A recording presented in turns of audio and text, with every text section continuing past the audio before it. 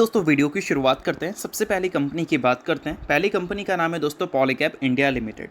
But इसको discuss करने से पहले अगर आपने अभी तक चैनल को सब्सक्राइब नहीं किया है तो चैनल को सब्सक्राइब करके बेल आइकन को प्रेस कर लो ताकि आने वाली जितनी भी वीडियोज़ हैं उसका नोटिफिकेशन आपको मिल सके। और अगर आपने अभी तक सेबी रजिस्टर्ड टेलीग्राम चैनल को ज्वाइन नहीं किया है तो उसको भी जाकर ज्वाइन कर लो। लिंक आपको डिस्क्रिप्शन में देखने को मिल जाएगा। और एक डिस्क्लेमर भी है, जो भी न्यूज़ एंड अपडेट्स हम लोग कवर करेंगे वो सारी एजुकेशन पर्पज़ के लिए है, सीखने के लिए है, तो इसको किसी भी तरह का इन्वेस्टमेंट एडवाइस मत समझना। आप खुद से भी रिसर्च और एनालिसिस कर सकते हैं। तो चलिए दोस्तों वीडियो की शुरुआत करते हैं। सबसे पहले बात करते हैं पॉलीकैब इंडिया से रिलेटेड कुछ इंपॉर्टेंट न्यूज़ एंड अपडेट्स के बारे में। तो दोस्तों हाल ही में पॉलीकैब इंडिया की परफॉर्मेंस थोड़ी सी वैसी देखने को मिली है जैसी परफॉर्मेंस की अक्सर हम यूज टू नहीं होते हैं पॉलीकैब इंडिया में, और वो परफॉर्मेंस है नेगेटिव। और नेगेटिव परफॉर्मेंस कंपनी का तब दिखता है जब कॉपर के प्राइजेस हमें गिरते हुए दिखते हैं। अगर पिछले एक हफ्ते का रिकॉर्ड देखोगे कॉपर के प्राइजेस का, तो वहाँ पर 3.79% की गिरावट हमें पिछले एक हफ्ते में कॉपर के प्राइजेस में दिख गई है। अब ये जो गिरावट दिखी है कॉपर में, ये गिरावट की वजह से पॉलीकैब इंडिया बहुत ज़्यादा तो नहीं, बट हाँ थोड़े से कंसोलिडेट हमें करती हुई ज़रूर दिख रही है। और जब जब कॉपर का प्राइस हमें बढ़ता हुआ दिखता है, लाइक पिछले 6 महीने का ही रिकॉर्ड देख लो आप, 6 महीने में 20% से ज़्यादा की तेज़ी है। जब जब बढ़ता हुआ दिखता है कॉपर का प्राइजेस, तब तब पॉलीकैब इंडिया के जो परफॉर्मेंस है वो बेहतर दिखती है। अब इसका मेन कारण ये है कि कॉपर इनका मेन रॉ मटेरियल है। जो कंपनी का रॉ मटेरियल में खर्चा होता है उसका 50% से भी ज़्यादा खर्चा कॉपर में ही जाता है। और कॉपर के बढ़ते प्राइसेस की वजह से कंपनी की जो ओवरऑल प्रोडक्ट के कॉस्ट हैं वो भी इंक्रीज़ हो जाते हैं। बट ऐसा तो नहीं है कि ये प्रॉब्लम सिर्फ पॉलीकैब इंडिया को ही सता रही है। ये प्रॉब्लम हर कंपनी इसको सता रही है, चाहे वो ऑर्गेनाइज प्लेयर हो या फिर अनऑर्गेनाइज हो। और इस मार्केट की डिमांड भी काफ़ी ज़्यादा हाई है अगर हम इंफ्रास्ट्रक्चर की बात करें तो इस वजह से बढ़ते कॉपर के प्राइसेस की वजह से भी कंपनी के वॉल्यूम्स में कुछ खास इंपैक्ट हमें देखने को मिलते नहीं है। इनफैक्ट उस वजह से कंपनी के रेवेन्यू एंड प्रॉफिट दोनों हमें बढ़ते हुए दिखते हैं।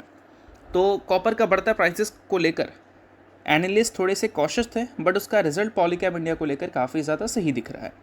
बाकी इन सारी चीज़ों के बाद एक न्यूज़ हमें देखने को मिल रही है काफ़ी सही। न्यूज़ ये है कि पॉलीकैब इंडिया ने हाल ही में 47 रुपीज़ पर इक्विटी शेयर के हिसाब से जो डिविडेंड की अनाउंसमेंट की थी उसका रिकॉर्ड डेट कंपनी ने सेट कर दिया है।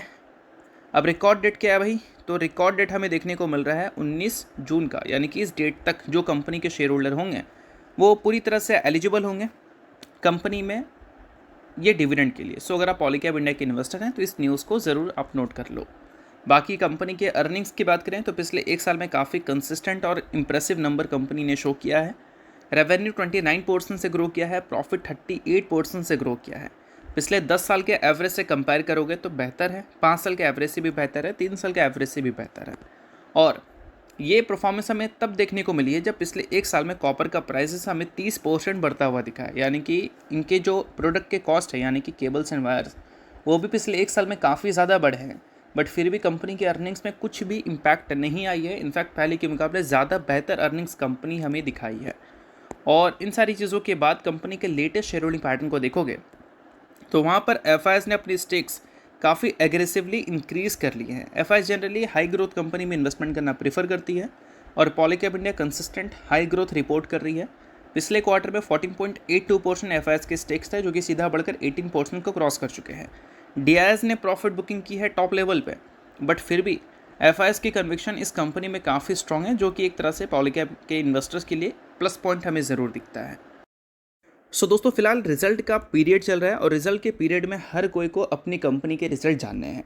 तो इसके लिए क्या कर सकते हैं, आप सेबी रजिस्टर्ड रिसर्च एनालिस्ट के टेलीग्राम चैनल को ज्वाइन कर सकते हैं, जहां पर सबसे पहले आपको रिजल्ट की अपडेट मिलेंगी। साथ में उस कंपनी के टेक्निकल्स को प्रॉपर एनालिसिस कर यहाँ पर अपडेट किया जाएगा। जिसको भी चाहो तो आप चेकआउट कर सकते हो। ये आपके लिए बहुत ज़्यादा यूजफुल रहेगा, क्योंकि इससे आपको क्लैरिटी मिलेगी कि आपकी कंपनी की परफॉर्मेंस अभी के टाइम पे कैसी है और आगे कैसी हो सकती है। और ये सारी चीज़ें कौन देगा? SEBI registered research analyst. तो इसके लिए आप टेलीग्राम चैनल को ज्वाइन कर सकते हैं। ज्वाइन बिल्कुल फ्री में कर सकते हो। मल्टीपल कंपनी के चार्ट्स आपको दिख जाएंगे जिसको आप चेकआउट भी कर सकते हो। तो लिंक डिस्क्रिप्शन में है, लिंक के थ्रू जाकर चैनल को ज्वाइन कर लो। तो चलिए दोस्तों बात करते हैं अगली कंपनी के बारे में। सो अगली कंपनी का नाम है एचडीएफसी बैंक लिमिटेड। आज के दिन एचडीएफसी बैंक से रिलेटेड कुछ ऐसी खबर हमें सुनने को मिल रही है जो कि इस वीक एचडीएफसी बैंक को बहुत ज़्यादा चर्चे में रखेगी। आज के दिन एचडीएफसी बैंक हमें फ्लैट ज़रूर देखने को मिला था, बट बैंक निफ्टी को जब हम देखते हैं तो वहाँ पर हमें 2% की रैली देखने को मिली थी। अब वो 2% की रैली क्यों देखने को मिला था, उसके रीजंस को भी समझेंगे, बट एचडीएफसी बैंक की पहले बात कर लेते हैं। तो फाइनेंशियल एक्सप्रेस के रिपोर्ट के हिसाब से एक जो इंडिपेंडेंट लीगल रिव्यू बैठाया गया था एचडीएफसी बैंक को प्रॉपर रिव्यू करने के लिए, अभी रिसेंटली जो चेयरमैन ने एथिक्स और वैल्यू का रीज़न देकर कंपनी को रिज़ाइन किया था, उस वजह से एचडीएफसी बैंक के शेयर पर अच्छा खासा प्रेशर दिखा था और इन सारी चीज़ों की वजह से गवर्निंग इश्यूज़ का भी कंसर्न था। अब इस चीज़ के क्लैरिफिकेशन में एचडीएफसी बैंक ने तो बता दिया नहीं ऐसा कुछ भी नहीं है, आरबीआई ने भी बता दिया नहीं ऐसा कुछ नहीं है, बट जब एक्सटर्नल इंडिपेंडेंट लीगल टीम बैठाई गई इस पॉइंट को रिव्यू करने के लिए, तो उसके आउटकम्स अभी तक हमें दिखे नहीं हैं। तो एक्सपेक्टेड है कि इसके जो आउटकम्स हैं वो हमें इसी वीक देखने को मिल जाएगी और इस वीक क्या जो आउटकम आएगा वो अगर पॉजिटिव हो गई तो एचडीएफसी बैंक जो लगातार पिछले कुछ टाइम से गिरावट और प्रॉब्लम फेस कर रही थी वो थोड़ी सी रिकवरी ज़रूर दिखा सकती है, क्योंकि ये एक काफ़ी अच्छी न्यूज़ हो जाएगी। और दोस्तों, वीडियो में आगे बढ़ने से पहले अगर आपने अभी तक सेबी रजिस्टर्ड टेलीग्राम चैनल को ज्वाइन नहीं किया है तो उसको जाकर आप ज़रूर ज्वाइन कर लो, उसका लिंक आपको डिस्क्रिप्शन में दिख जाएगा। मल्टीपल कंपनी के multiple news and updates, analysis, technicals, ये सारी चीज़ें मिलती हैं और सेबी रजिस्टर्ड टेलीग्राम चैनल है तो उनके कॉल्स वगैरह भी दिखते हैं, जिसको भी चाहो तो आप चेकआउट कर सकते हो। तो लिंक डिस्क्रिप्शन में है, लिंक के थ्रू जाकर चैनल को बिल्कुल फ्री में आप ज्वाइन कर सकते हैं। अब इसके अलावा एचडीएफसी बैंक के बारे में जैसे कि हमने डिस्कस कर रहे थे कि आज के दिन ये कंपनी फ्लैट है, बट बैंक निफ्टी में अच्छी तेज़ी हमें देखने को मिली और वो भी 2% की। तो इसका मेन कारण क्या है, नहीं उससे पहले एक और पॉइंट को डिस्कस कर लेते हैं। ये जो चेयरमैन ने रेजिग्नेशन दिया था, वो रेजिग्नेशन की वजह से एफआईएस की भी कन्विक्शन इस कंपनी में लूज़ हुई थी।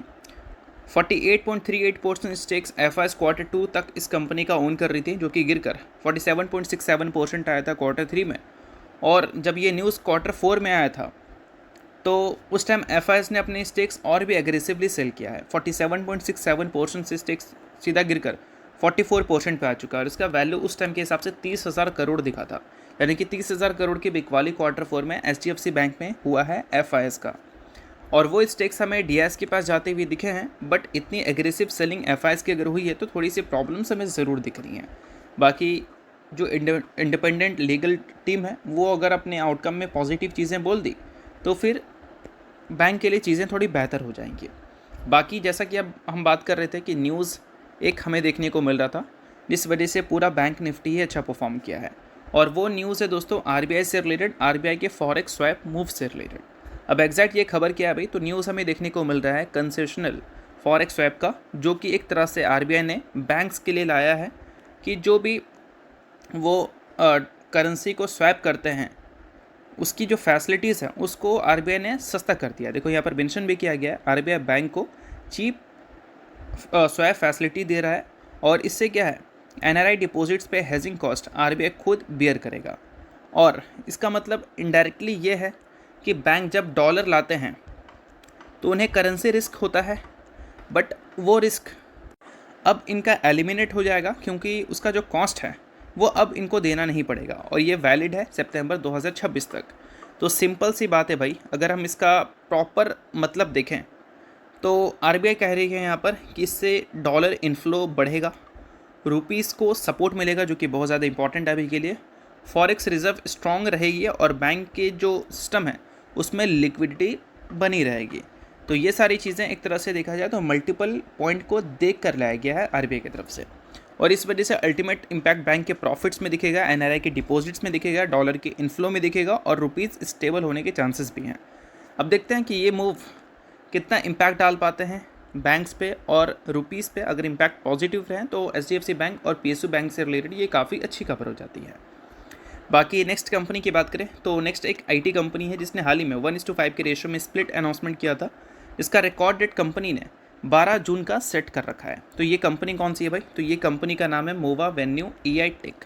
तो अगर आप इस कंपनी के शेयर होल्डर हैं तो इस न्यूज़ को आप नोट कर सकते हैं, शेयर होल्डर नहीं है आप इग्नोर कर सकते हैं, न्यूज़ थी इस वजह से मैंने बता दिया, बाकी ये किसी भी तरह का रिकमेंडेशन नहीं है। तो होप करता हूँ ये वीडियो आपको अच्छा लगेगा, लाइक कीजिए, पहली बार सब्सक्राइब कीजिए, वीडियो के लिए बहुत बहुत शुक्रिया।